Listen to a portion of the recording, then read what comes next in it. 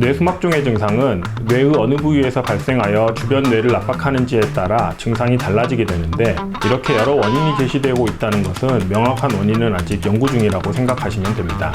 그리고 수술을 하게 되면 머리를 모두 자르고 시행하게 되는지에 대해 묻는 경우가 흔합니다.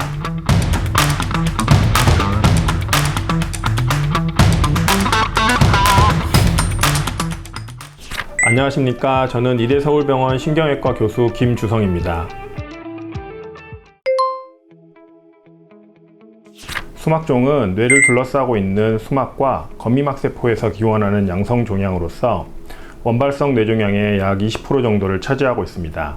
전체 수막종의 발생률은 10만 명당 7명 정도, 이 중에서 증상이 있는 종양은 10만 명당 2명, 무증상의 종양은 10만 명당 5.7명 정도로 발생하고 있습니다. 특히나 수막종은 여성에게 보다 흔한 것으로 알려져 있고, 이로 인해서 발생 평균 연령은 대략 55세 전후에 많이 발생하는 것으로 보고되고 있습니다. 뇌수막종의 원인을 찾기 위한 여러 연구에서 외상 이후 발생한다는 의견, 바이러스 감염에 의해 돌연변이가 발생하여 시작된다는 의견, 방사선 치료 등에 의해 유발된다는 의견들이 제시되었고, 특징적으로 여성에게 더 호발한다는 점에서 여성 호르몬과 연관되어 발생한다는 연구들도 있지만, 이렇게 여러 원인이 제시되고 있다는 것은 명확한 원인은 아직 연구 중이라고 생각하시면 됩니다.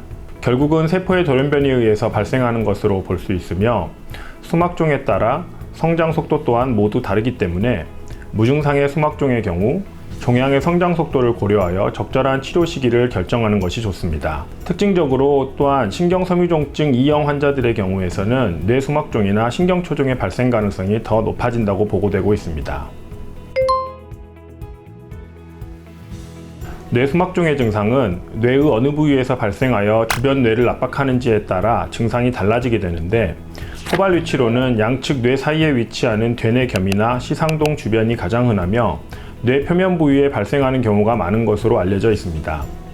하지만 뇌수막종은 뇌수막이 존재하는 곳 어디에서든 발생할 수 있고, 특히 뇌를 받치고 있는 두개저 부위에 뇌수막종이 발생하는 경우에는 종양까지 접근이 쉽지 않으므로 치료 난이도가 더 높아진다고 볼 수 있습니다. 증상으로는 대부분 수막종이 커지면서 주변 부위 뇌를 압박하게 되고, 그 압박으로 인해 뇌기능 저하가 발생할 수 있습니다. 전두엽에 발생하는 경우에는 인지기능 저하와 같은 치매 유사 증상이 발생하기도 하고, 운동신경 근처에 발생하는 경우에는 운동기능 저하 등과 같은 증상이 발생하게 되는 것입니다. 이렇게 종양의 위치에 따라 다양한 증상이 발생할 수 있으므로 최근에는 검진 등을 통한 조기 발견, 조기 치료가 대세가 되고 있습니다. 뇌수막종의 진단은 증상이 있는 경우는 초기 뇌 전산화 단층 촬영을 통해 두개각 내 종괴 여부나 뇌 부종 여부를 통해 첫 진단이 되며, 명확한 영상학적 확진을 위해서는 자기공명 영상을 시행하여 종양의 정확한 위치, 크기, 종양으로 인한 주변 뇌 조직의 부종 여부를 확인하는 것이 중요합니다. 무증상이면서 두부 외상으로 CT를 시행하거나 검진으로 시행한 CT나 MRI에서 첫 진단된 경우에는 크기 정도에 따라 1년 주기로 추적 검사를 하여 종양의 성장 속도를 파악하는 게 중요합니다. 종양의 크기 변화가 심하지 않다면 매년 추적을 하며 추이를 지켜볼 수 있습니다. 하지만 1년 주기로 시행한 검사상 종양의 크기나 종양 주변 부종이 심해지는 소견을 보이는 경우에는 조기 치료를 고려하는 것이 좋습니다. 뇌수막종의 치료 방법은 개두술을 통해 두개각 내 뇌수막종을 제거하는 수술적 치료가 기본이 되며, 뇌수막종이 여러 군데 동시에 자라고 있는 경우에는 크기가 작은 경우에 한해 선제적 방사선 치료 또한 고려할 수 있습니다. 최근 방사선 치료 기법과 장비의 발전으로 방사선 치료의 성적 또한 좋은 편이지만, 방사선 치료를 받는다고 즉각적으로 수막종이 소실되는 것이 아니고 오히려 방사선으로 인하여 종양의 성장 속도가 빨라지는 경우도 있으므로, 이러한 상황을 모두 고려하여 최적의 치료를 선택할 수 있도록 하는 것이 주치의로서 신경외과 의사가 해야 할 중요한 임무 중에 하나입니다.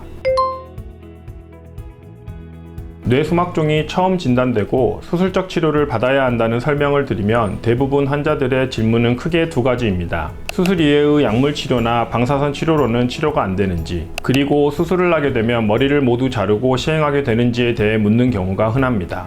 우리나라 사람들은 뇌 수술에 대한 부담감을 크게 느끼기 때문에 하는 질문이라고 생각이 되는데요. 하지만 모든 암 수술을 포함한 종양 수술의 기본 치료 방법은 1차적으로 수술적 치료임을 설명드리고, 그 수술의 조직 검사 결과에 따라 명확한 종양의 진단이 되고, 그에 따라 추가 치료 여부나 보다 정밀한 추적이 필요로 하는지가 결정됩니다. 이러한 수술을 하는 전문가 집단이 신경외과 의사이기 때문에 너무 걱정하지 마시라고 안심을 시켜드리는 편입니다. 사실 매 수술마다 각기 다른 상황을 접하기 때문에 아무리 많은 수술을 해보아도 매번 새로운 도전이며 쉬운 일은 아니지만, 환자분들이 안심하고 치료받으실 수 있도록 하기 위해 노력하고 있습니다. 그리고 최근에는 수술 결과 이외에도 환자 만족도에 큰 영향을 미치는 것이 정서적, 미용적인 면도 고려해야 하므로 저 같은 경우에는 가능하면 쉐이빙 없이 수술을 진행하고 있습니다. 특히 여성분들 같은 경우는 삭발로 인한 우울감이 커지고 사회생활의 제약이 발생할 수 있으므로 가능하면 양성종양 제거 시에는 머리카락 하나도 잘라내지 않고 수술을 진행하고 있습니다.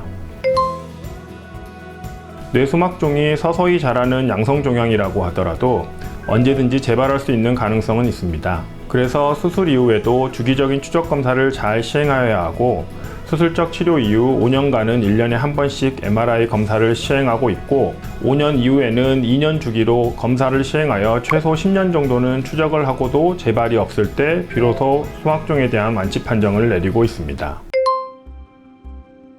저희 이대 서울병원 신경외과에서는 단순 개두술 외에도 신경외과 최고난이도 수술로 알려진 두개조 수술도 가능할 뿐 아니라, 최근 뇌종양 치료그룹에서 새로운 화두가 되고 있는 내시경을 통한 수술도 가능하다는 것이 가장 큰 장점이 될 것입니다.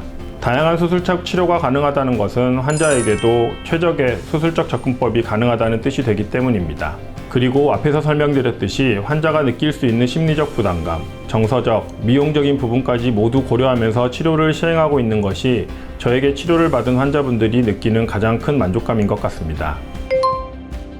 처음 뇌종양을 진단받은 환자분들의 표정은 한결같이 하늘이 무너지는 듯한 표정을 짓고 계십니다. 이런 분들에게 최선의 치료를 제공하고 최대한 빨리 일상생활로 돌아가게끔 해주는 것이 저희 신경외과 의사들의 몫이라고 생각합니다. 저희 이대 서울병원 신경외과는 이 과업을 완수하기 위해 항상 고민하고 노력하고 있으니, 치료에 대해 너무 망설이지 말고 저희 신경외과와 상의하여 최선의 치료를 받고 최대한 빨리 일상생활로 복귀하실 수 있었으면 좋겠습니다.